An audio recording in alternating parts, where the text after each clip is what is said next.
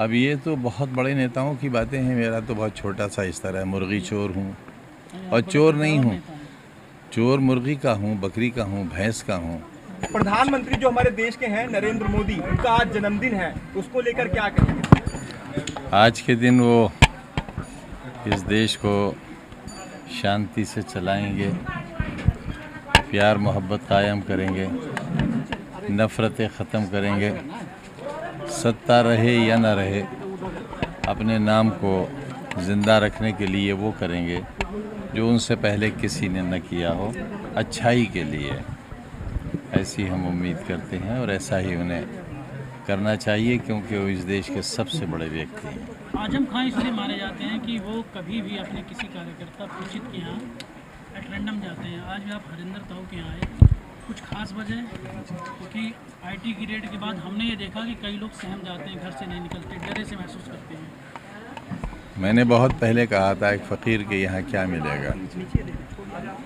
जब आईटी वाले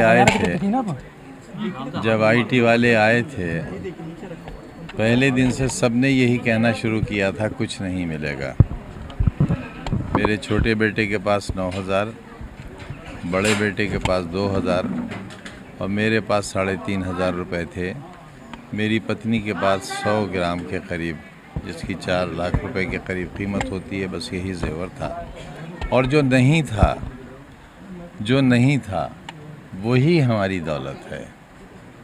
आपको लगता है कि साफ तौर पर आपको, आपके परिचितों को, खासकर आपकी एक माँ-बोली बेटी भी यहाँ रहती है एकता, उनको भी परेशान किया गया? क्या गुनाह है वो मेरी औलाद हो गई?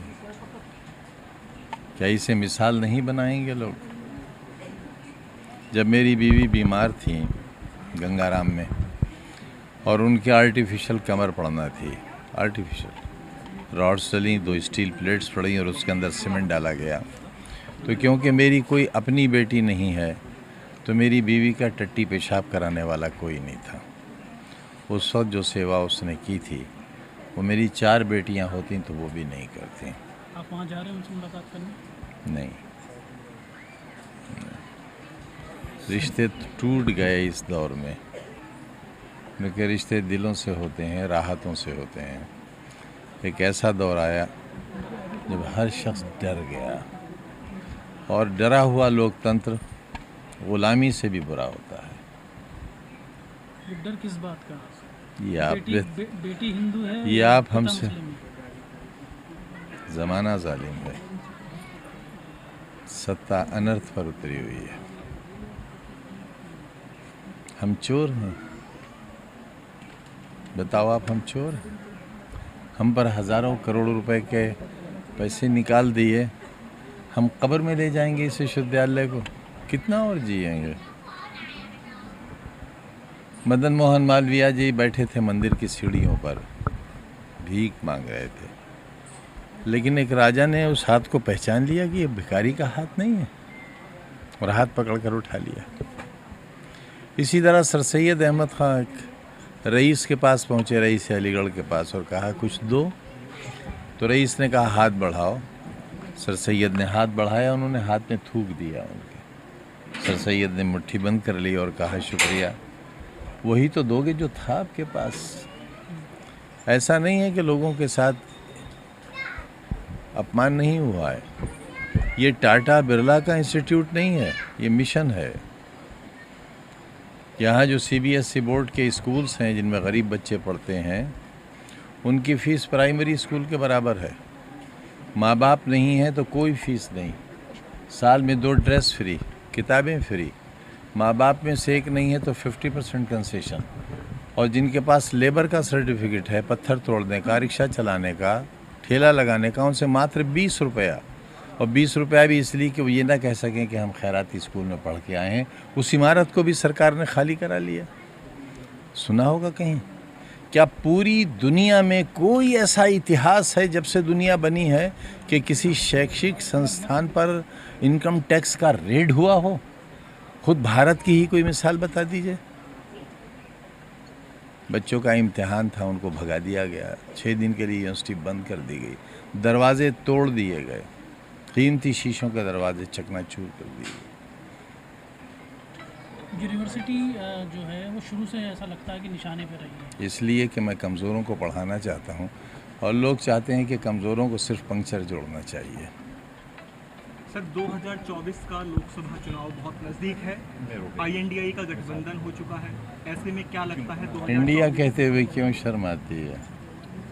इंडिया क्यों नहीं बोलते?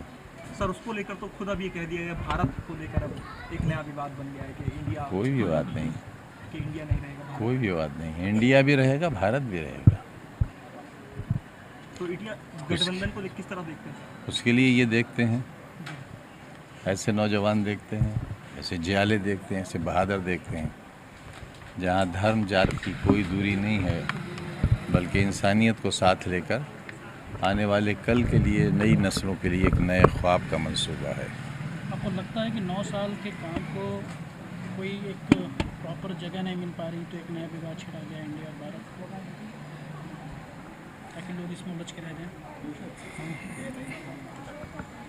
अब ये तो बहुत बड़े नेताओं की बातें हैं, मेरा तो बहुत छोटा सा स्तर है। मुर्गी चोर हूँ नहीं, और आप चोर बड़े नहीं बड़े हूँ। नेता हैं।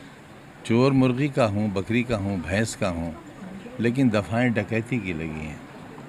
और आपको हैरत होगी, एक मुकदमा ऐसा है, जब मैं चौथी बार मिनिस्टर था, विजिट सिक्योरिटी में था, मेरी पत्नी एसोसिएट प्रोफेसर थी, हम दोनों ने मिलकर एक शराब की दुकान लूटी थी और 16,900 रुपया उसके गले से लूटा था। एक ऐसे व्यक्ति से आप बात करने आए हैं, ये मेरा सौभाग्य है। एक तरफ तो मैं चोर हूँ और दूसरी तरफ IT का रेड होता है मेरे यहाँ। एक चोर गया, बकरी चोर गया, किताब चोर। अच्छा, सपा का कितना साथ मिलता है और सपा मुखिया का कितना साथ मिलता है ऐसी परिस्थितियों में, जब कठिन परिस्थिति आपके साथ चल रही है? 1000%, 1000%। जो आपके साथ गुजरा है, या आप लेकर के 2024 के अगर चुनाव प्रचार होंगे, इंडिया गठबंधन सामने है और सीधे सीधे भाजपा से ही लड़ाई होगी, तो आप इन मुद्दों को रखेंगे कि किस तरीके से परेशान किया जा रहा है? ना, वजह बस 2 आंसू गिर जाएंगे, लोग समझ लेंगे क्या हुआ है। सर, गठबंधन के लिए प्रचार करेंगे नहीं, आप? मतलब मेरी खामोशी ही मेरी जुबान होगी। कितनी सीटें सर देख रहे हैं 2024 के चुनाव में यूपी में इस बार? अब मैं आपसे कहूँगा कि मैं अंधा हूँ, देख ही नहीं सकता, गूंगा हूँ, बोल नहीं सकता, बहरा हूँ, सुन नहीं सकता। तो प्रचार में देखे जाएंगे आप इंडिया गठबंधन की तरफ से 24 के चुनाव में? पता नहीं उस वक्त मैं कहाँ होंगे, बहारें मुझको ढूंढेंगी, न जाने मैं कहाँ हूँ। Thank you sir.